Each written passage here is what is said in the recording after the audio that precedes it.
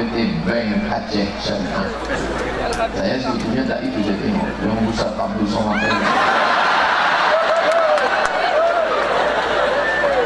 yang punya kekuasaan di bank syariah pakai menolong agama Allah, yang punya kekuasaan dengan seragam tentaranya. Hanya saja malam ini tak nampak, semuanya pakai baju Ustaz. Semua pakai baju Ustaz. Kalau tahu begini tadi saya pakai baju tentara. Kita tak tahu mana komandan Kodim, mana komandan Korem. Semuanya pakai baju Ustaz. Padahal maunya saya bapak-bapak ini pakai baju tentara supaya saya foto dengan mereka, orang di internet takut ngedit saya.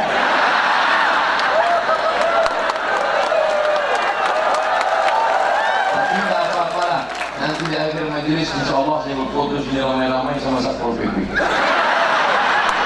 Pakai dia dimuliakan Allah Subhanahu wa Ta'ala. Jadi tugas pertama kedatangan Nabi Muhammad SAW menjaga apa? Menjaga agama, din. Makanya kita berkata pertama kali mengatakan raditu billahi rabba wa bil islami dina wa bi Muhammadin nabiyyan wa rasulah. Aku ridho engkau sebagai Rabbku. Kalau sudah ridho, apapun kata Allah, kita tetap ridho menerima keputusan Allah. Orang yang ridho itu gelarnya RA, radhiyallahu anhu. Abu Bakr As-Siddiq radhiyallahu anhu. Umar bin Khattab radhiyallahu anhu.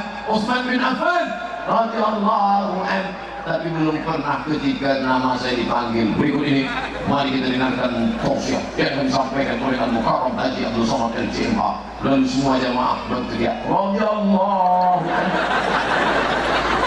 Kita belum dapat titel itu. Kita hanya berusaha mencari ridho Allah. Mudah-mudahan yang malam ini kena hujan, datang dari jauh, bahkan ada yang datang 2 hari sebelumnya, duduk di tempat yang basah, kena air dari atas, anak-anak kecil dia bawa. Padahal semestinya cukup menurut aturan di dalam tenda saja cukup, tapi ternyata melimpah ruah. Semoga ini semuanya mendapatkan ridho Allah Subhanahu wa Ta'ala. Kalau sudah mencari ridho Allah, jangan lagi percaya kepada dukun. Ini mau nikah nanya dukun dulu, Pak Dukun. Calon istri saya itu bintangnya Taurus. Taurus itu apa? Kambing. Sedangkan saya bintang saya Pisces, ikan. Oh, kambing tak cocok sama ikan.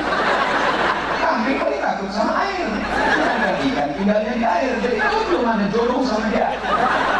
Jadi gimana kau putuskan saja? Kalau dia ngomong lah dia, oh my dear. Setelah aku konsultasi kepada konsultanku, penasehat spiritual, katanya kita tak ada kecocokan karena aku di air, kau di darat. Kenapa begitu bang? Aku ikan, kau kambing. Oleh sebab itu daripada rumah tangga kita hancur, lebih baiklah kita cari pasangan masing-masing. Enak aja kau ngomong. Setelah 5 tahun kau bolak-balik aku baru menikah.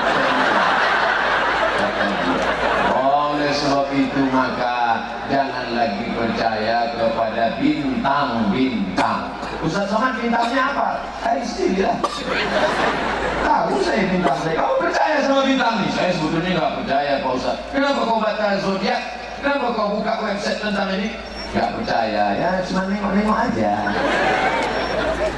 Pak, ya, jadi kita deal pagi ini bisnis. Tunggu sebentar, 5 menit lagi telepon. Ya, dibukanya laptop www.ramalan.com. Bila Anda lahir Rabu pagi, bintang Anda Sagittarius, jangan transaksi bisnis jam 8, Anda akan sial. Masih percaya? Lalu mana makna sholat? Allahu Akbar.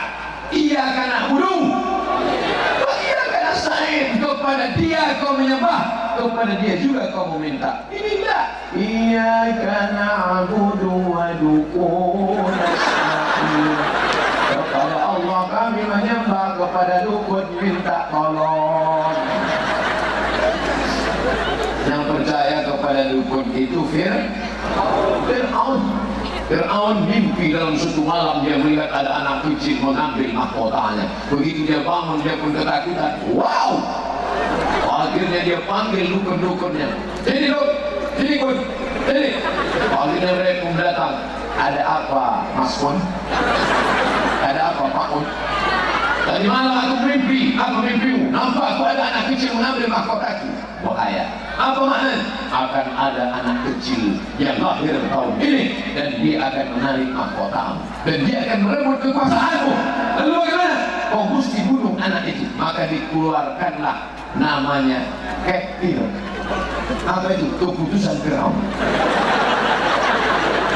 Seluruh anak yang lahir tahun ini pancung kepalanya.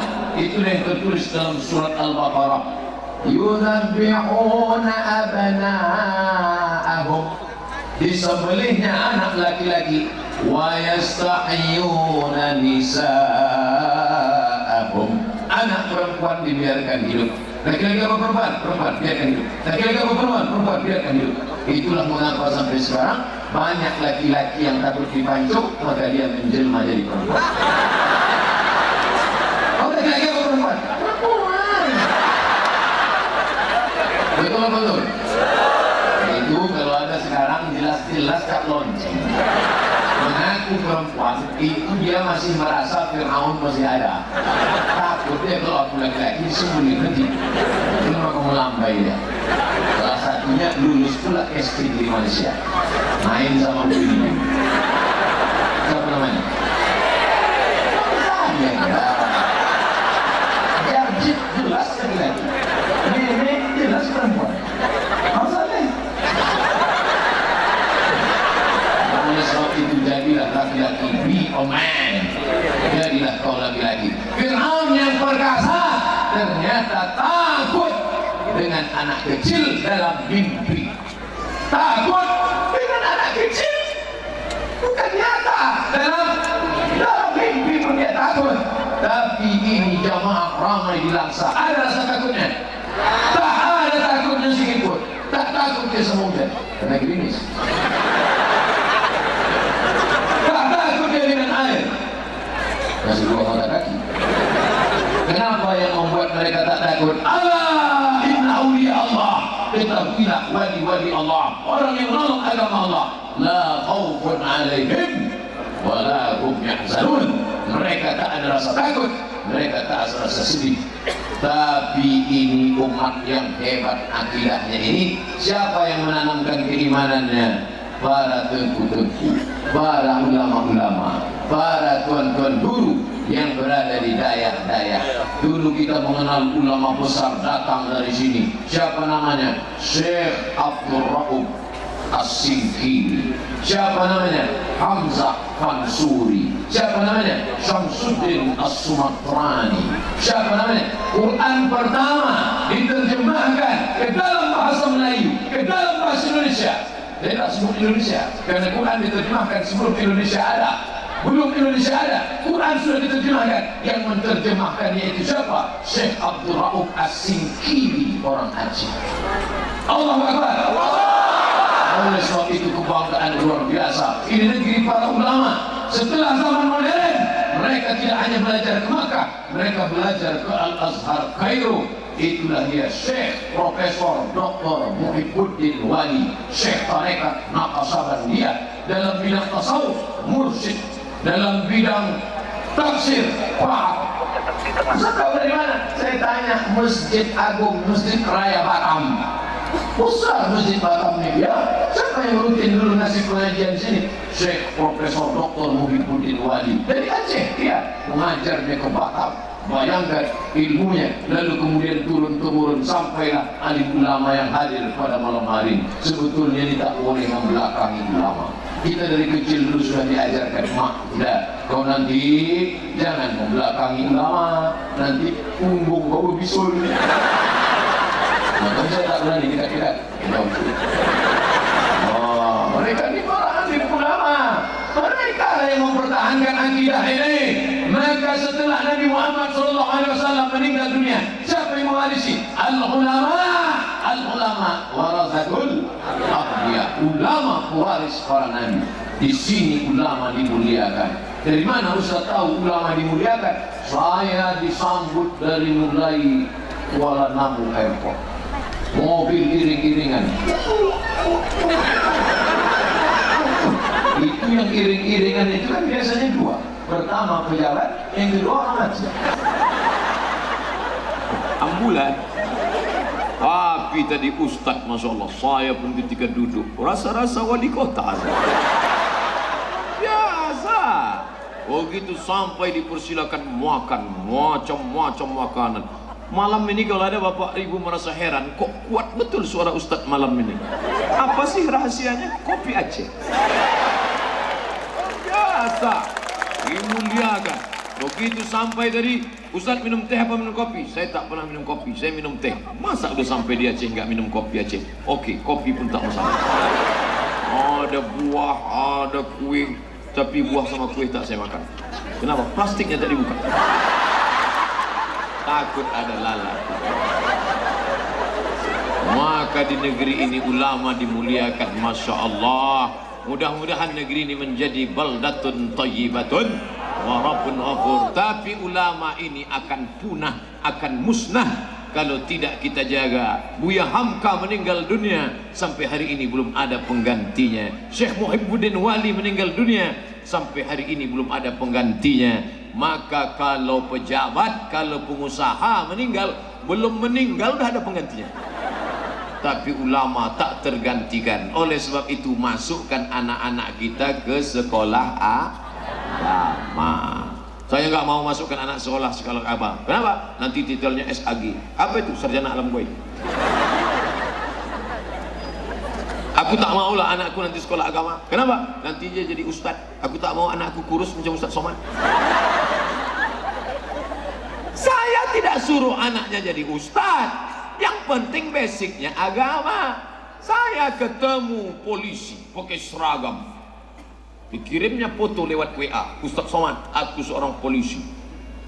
Saya sangka mau nangkap, rupanya mau ngajak foto. Tamat Darul Arafah pesantren di Medan, orang Aceh. Artinya apa? Terserah dia mau jadi apa nanti, yang penting basicnya agama.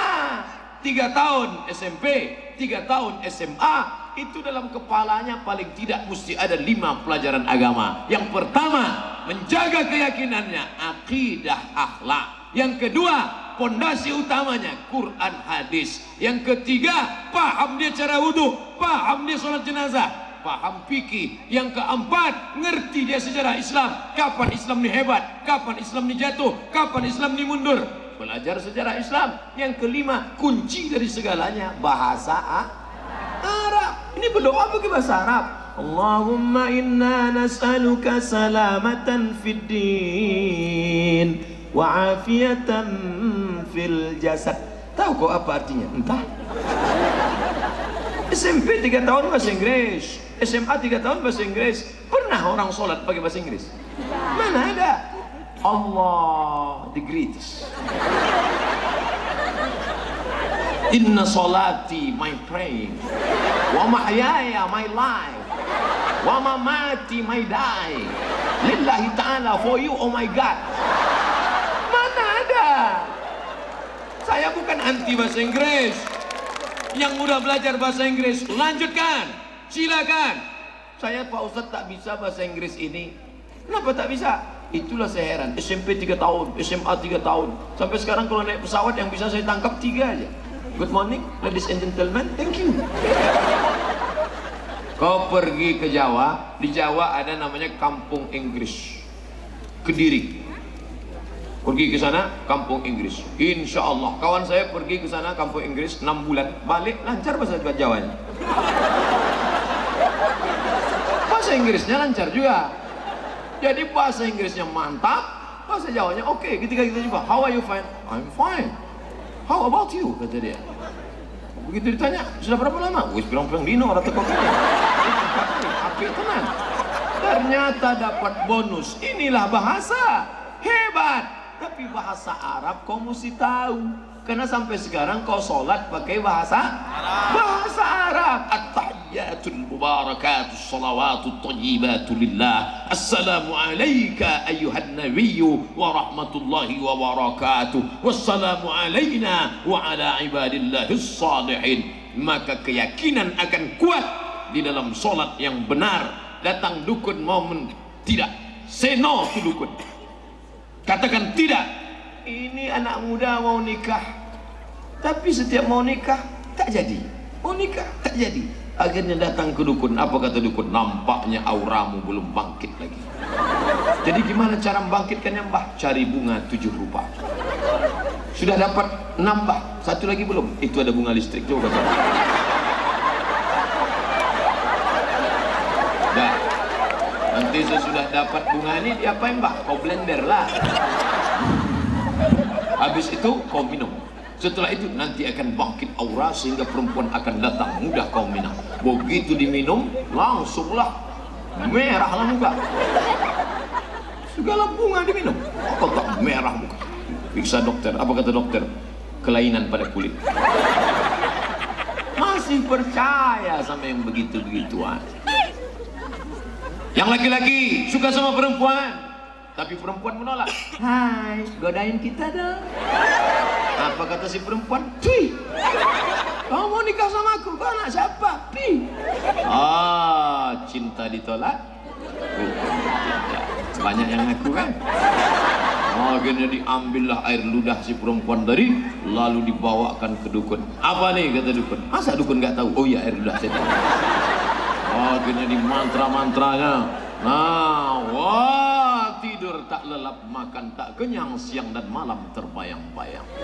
Putar kiri, putar kanan, tetap juga nampak wajah dia. Akhirnya pas pagi mau makan soto, nampak wajah laki-laki itu di soto muncul. Rupanya kau sudah kena santet.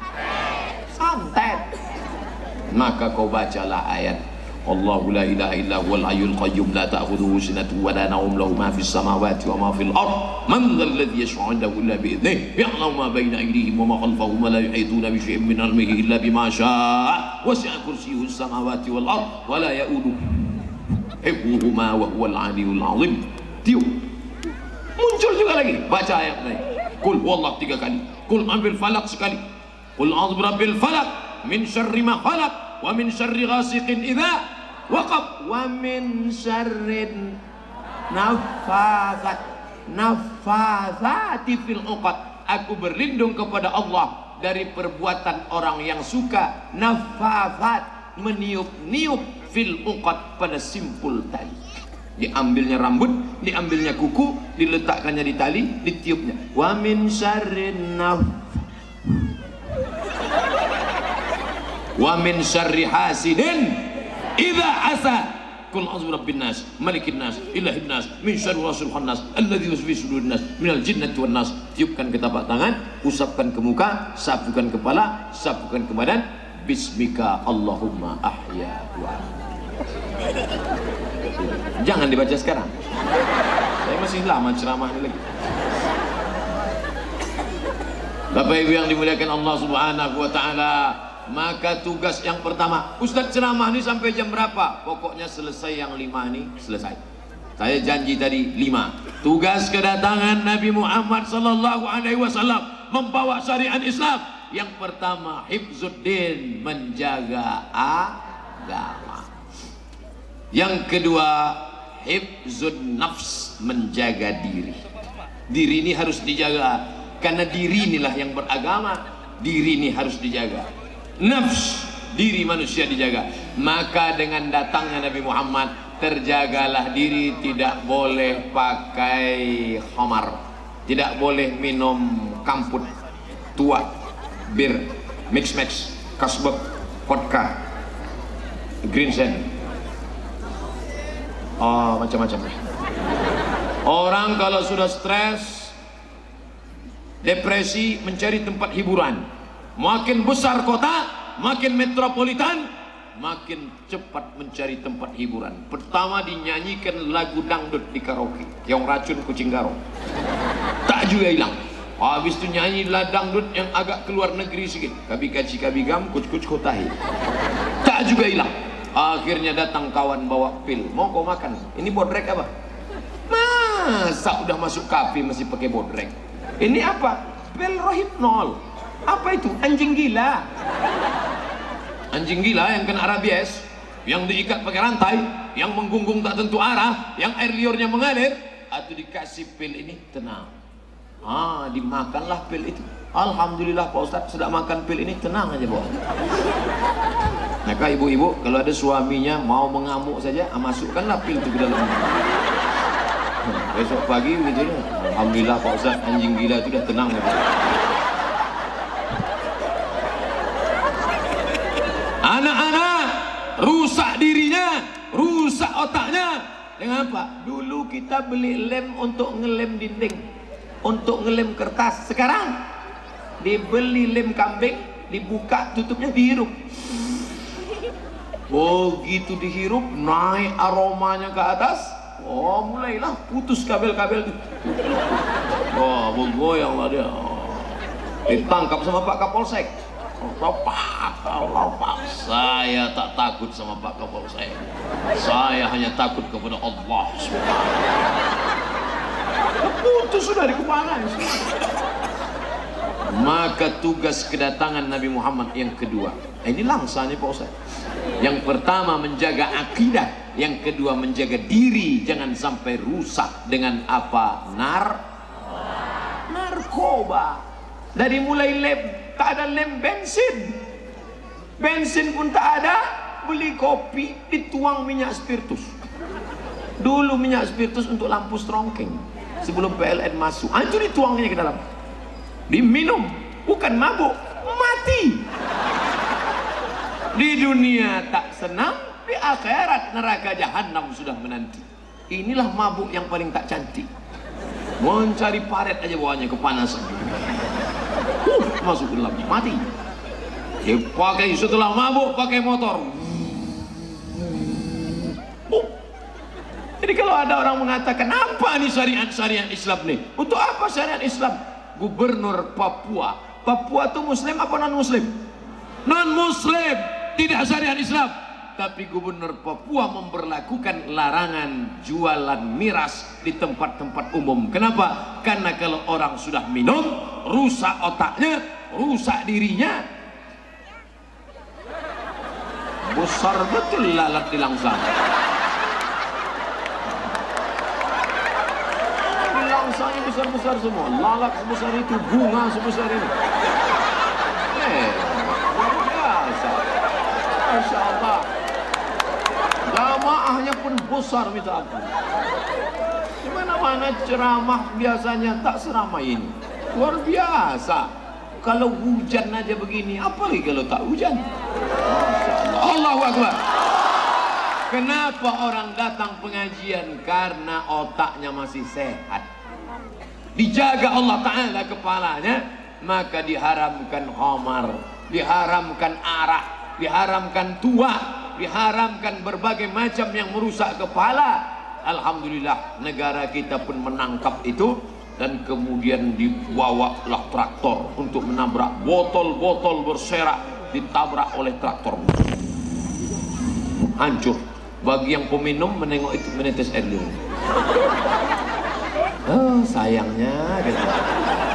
Tapi bagi orang yang beriman, alhamdulillah, karena dengan itu terjagalah anak-anak gadis masih terhormat, masih terjaga. Tiba-tiba rusak. Kenapa? Dikasih minum, minumannya halal, tapi ternyata di bawah kalengnya sudah disuntik, dimasukkan zat penenang. Begitu dia minum, dia pun fly, dia pun maaf cakap. Tak sanggup saya menyebutkan katanya, tak layak. Ini anak-anak kita, ini keponakan kita, ini cucu-cucu kita dirusak. Maka syariat Islam datang untuk menjaga jangan sampai mabuk, jangan sampai kena inek, jangan sampai kena sabu-sabu. Ikan sapu-sapu tak apa-apa. Sabu-sabu kalau sudah kena, na'udzubillah, bong mengisap, sudah tuh kena fly dia, masuk ke dalam diskotik, masuk ke dalam pub, masuk ke dalam night club. Sebelum dia pakai itu masih senang dia bersih, panas ya, panas dia sebelum pakai. Setelah pakai, kipasnya diam, kepala dia boy. Pagi-pagi istri mau masak telur mata sapi untuk anak sekolah. Loh, kok nggak masak-masak nih? Tengok tabung gas sudah dijual lagi. Untuk sabu-sabu pesta narkoba. Betul apa tidak? Betul. Banyak yang ngaku kan? Berapa banyak ibu-ibu menghadapi suami. Kadang saya kasihan menengok ibu-ibu. Ustaz Somad, bisa kita ketemu? Bisa. Di mana? Di rumah makan mana? Jangan ketemu di rumah makan, kita ketemu di masjid. Kenapa Ustaz tak mau ketemu di rumah makan? Saya tak mau ada terjadi fitnah. Padahal maksudnya takut saya yang bayar. Kita ketemu di masjid. Boleh berdua Pak Ustaz? Jangan, bawa mahram. Kita mesti 3 orang. Tapi katanya kalau laki-laki perempuan berdua, nanti yang ketiga setan. Terserah mau setan mau hantu. Yang penting jangan sampai berdua. Iyalah. Mau tanya masalah apa? Tuh mobil kecurian. Mau tanya masalah apa? Ini Pak Ustadz, suami saya pakai narkoba. Ya pakainya sekarang apa dari dulu? Dari dulu Pak Ustadz, sejak pacaran dah pakai. Kenapa kau mau nikah sama dia? Itulah Pak Ustadz, saya pun tak baik. Dulu dia iblis, saya setan. Tapi sekarang setelah mendengar pengajian Pak Ustadz, saya merasa risau. Saya mau taubat. Oh, jadi kamu sering dengar pengajian saya? Iya. Kenapa tak pernah nampak saya? Saya streaming aja Pak Ustadz. Maklum, jamaah alam gaib. Oleh sebab itu maka tak ada guna kalau tidak dijaga dengan baik. Maka kalian yang perempuan-perempuan yang cantik-cantik, yang istiqomah yang malam ini datang menghadiri tabligh akbar, kalau ada laki-laki yang mau meminang kalian, maka pertanyaan pertama mesti dibuatkan 100 soal fit and proper test. Pertanyaan pertama, apakah Anda pecandu narkoba? Mana dia mengaku Pak Ustadz?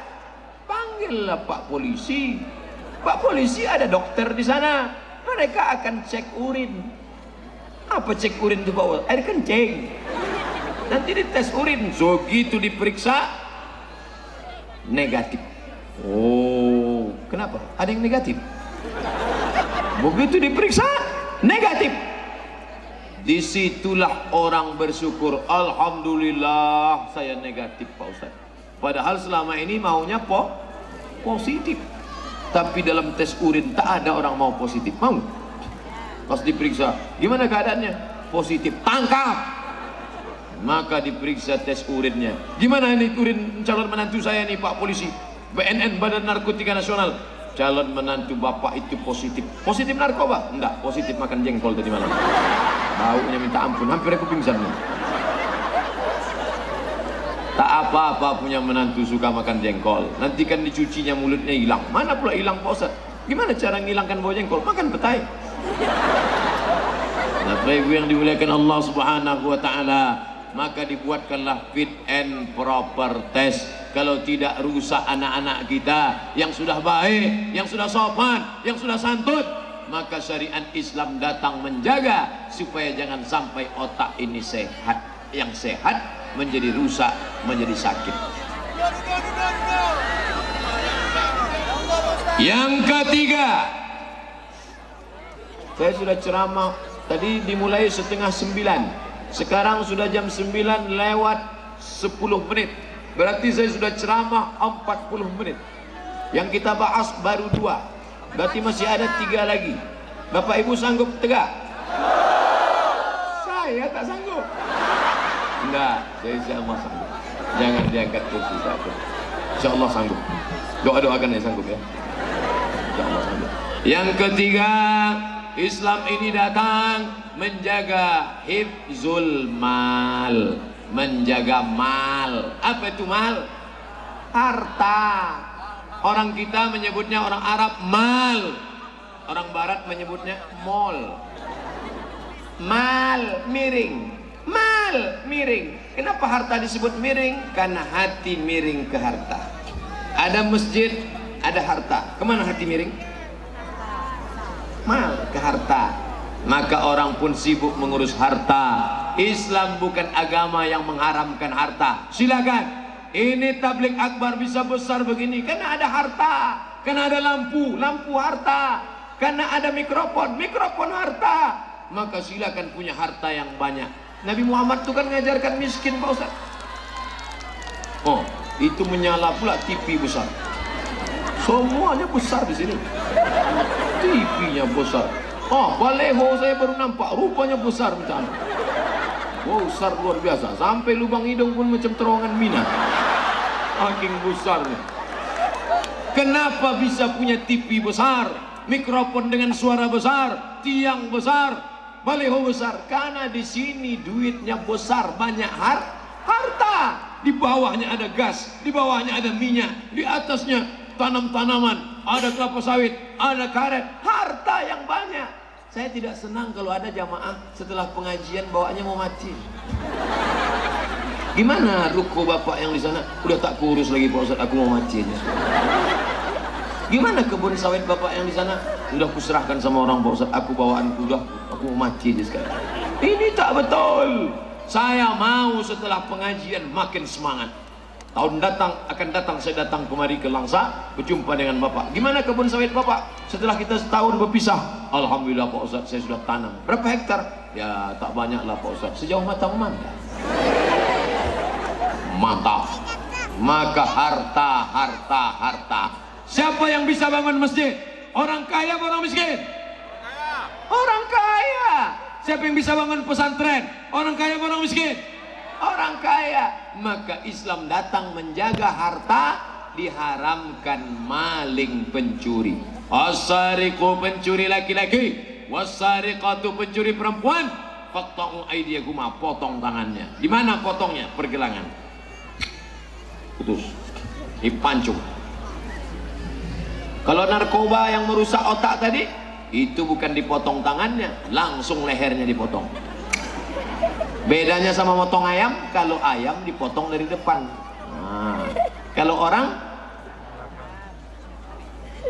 saya mau beli kartu di Jeddah, karena kartu Maroko tak laku di Jeddah. Saya pun pergilah cari kartu. Nampak masjid Kisos, banyak orang kumpul, ada ambulan, ada mobil pemadam. Ini biasanya ada pemotongan ini. Saya pun habis beli nomor, nengok motong.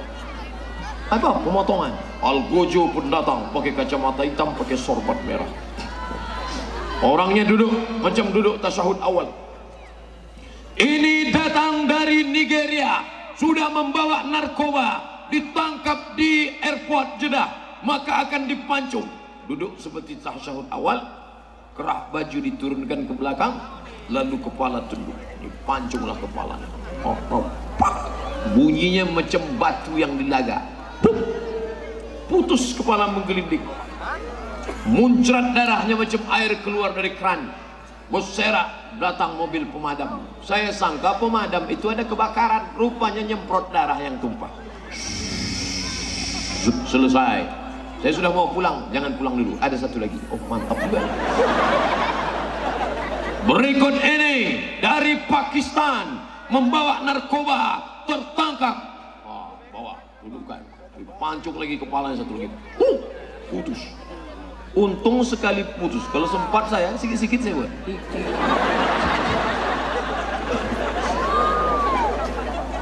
Putus. Langsung menggelinding kepalanya, muncrat darahnya.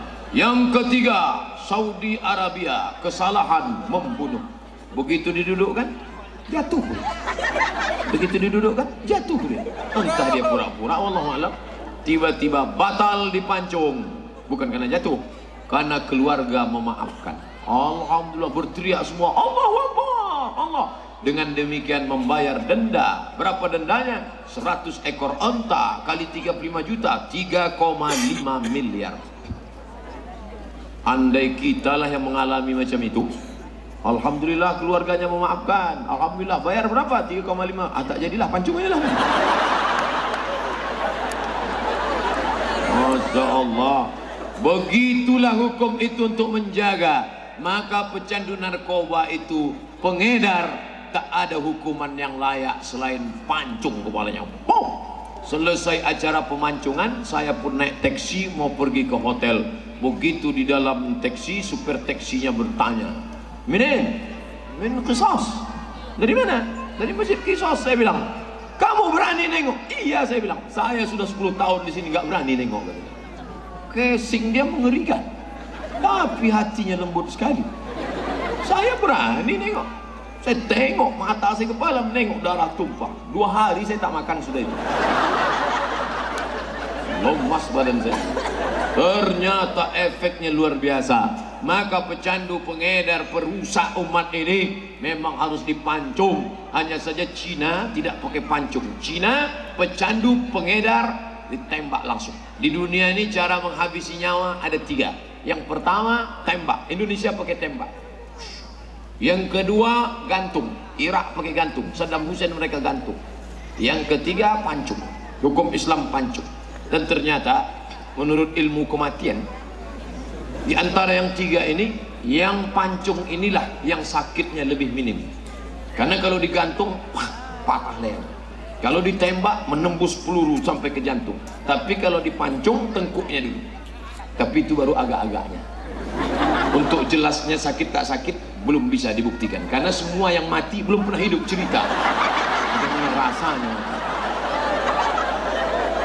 Begitulah intinya, hukum itu memberikan efek jera. Kalau tidak dibunuh, dimasukkan ke dalam penjara. Membuat sipir pekerja berapa, tukang masaknya berapa, mengontrol penjaranya berapa. Dia pula membuat lagi pengedaran dari dalam penjara. Oh, buat kerja saja. Memang cocoknya dipancung aja lah semua. Memberikan efek jera. Maka dalam kasus yang ketiga, Islam datang menjaga harta. Dan kita bangga, ekonomi Islam bangkit dengan dirobahnya konversi dari bank konvensional ke bank syariah. Seluruh Indonesia yang berhasil merubah ke bank syariah 2. Yang pertama Provinsi Nanggro Aceh Darussalam.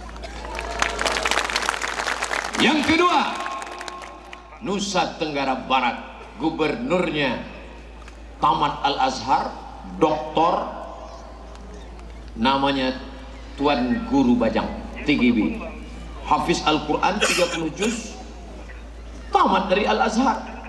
Bisa dia menyelamatkan sehingga orang bersih dari bank konvensional. Oleh sebab itu Bapak Ibu, maka beralihlah ke bank syariah. Allahu Akbar. Itu bangga juga. Utama PT Bank Aceh Syariah mengucapkan selamat datang kepada Ustadz Haji Abdul Somad LCMA. Saya ucapkan terima kasih. Karena yang mengucapkannya Bank Aceh Syariah. Seandainya yang mengucapkannya tadi bank konvensional, mengucapkan selamat datang, tidaklah ya. Kenapa kita takut anak-anak kita makan riba? Itu anak-anak yang tulus, yang kepalanya pakai plastik takut kena hujan besok demam. Tuh anak-anakku yang pakai jilbab, ibu anaknya ditutup takut demam, tapi insya Allah kita doakan sehat semuanya insya Allah. Andai flu-flu sikit biasalah, tak kena hujan pun flu. Anak-anak sekarang baru nengok mendung dah flu. Tapi kalau dia sudah baik, kadang kasihan kita nengok anak sebelum pergi sekolah dia berdoa, Rabbi firli wali walidayya warhamhuma kama rabbayani shaghira. Tapi doanya tak dikabulkan Allah. Kenapa doanya tak dikabulkan? Mat'amuhu haram, makanannya haram. Masrabuhu haram, minumannya haram. Malbasuhu haram, pakaiannya haram. Wa ghudhiya bil haram, dikasih makan haram, haram, haram, haram. Jangan kasih anak menantu kita makan haram. Alhamdulillah Pak Ustaz, setiap bunga bank yang saya dapatkan itu tak pernah saya bawa pulang ke rumah. Selalunya saya ambil, saya serahkan ke anak yatim, fakir, miskin, panti jompo. Berapa? Ya 5.000 perak lah. Patutlah tak kau bawa pulang. Kalau 500.000, saya istikharah dulu Pak Ustaz. Kalau 5 juta, nampaknya ulama tak sepakat dalam masalah. Ada khilafiyah antara Hanafi, Maliki, Syafi'i. Betapa banyak alasanmu untuk mencari dalil supaya kau makan haram. Maka yang ketiga, dijaga harta supaya apa? Dijaga harta supaya jangan makan haram. Jangan, biar saya jaga. Jangan, tak apa-apa. Tak apa-apa, demi Allah, serius, tak apa-apa. Tak apa-apa. Anda ini basah, saya besok pagi malam, Allahu Akbar, malam ini selesai acara kami langsung ke Kuala Namu. Dari Kuala Namu besok pagi ke Padang. Jadi besok Ustaz ceramah masih ada baju di koper masih ada. Peci masih ada lagi. Cuman tidaklah seganteng ini ya. Masya Allah. Sampai mana cerita tadi? Yang pertama menjaga akidah, betul. Yang kedua menjaga jiwa, otak serta waras, betul. Yang ketiga menjaga harta. Jangan sampai makan haram. Dibawa nasi dari kantor sampai ke rumah dimakan.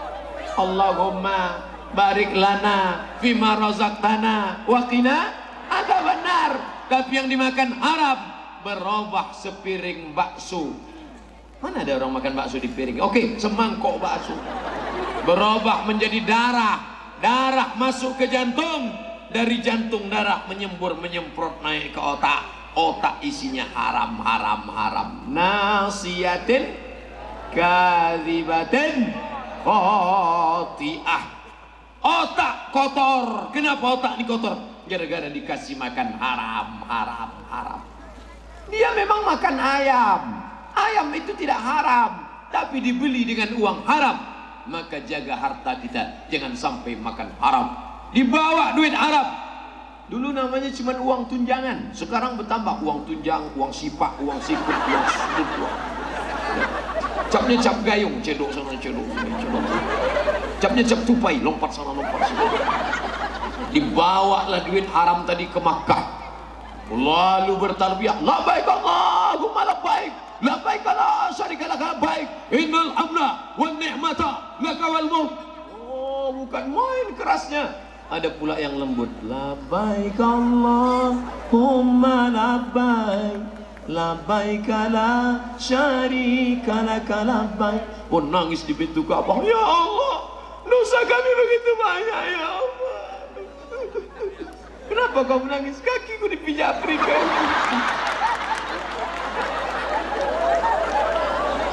Berdoa di Multazam, berdoa di Hijr Ismail, labbaik Allahumma labbaik, labbaik Allahumma labbaik. Apa kata malaikat? La labbaik wa la sa'daik. Kau tak dapat panggilan, kau tak dapat kebahagiaan, zaduka haram, karena kau berangkat dengan uang haram. Maka jaga. Syariat Islam datang bukan untuk mengekang, membelenggu. Syariat Islam untuk menjaga harta kita. Jangan sampai makan haram. Allah Pak Ustadz, jangankan yang halal, yang haram pun payah. Ini otak-otak setan.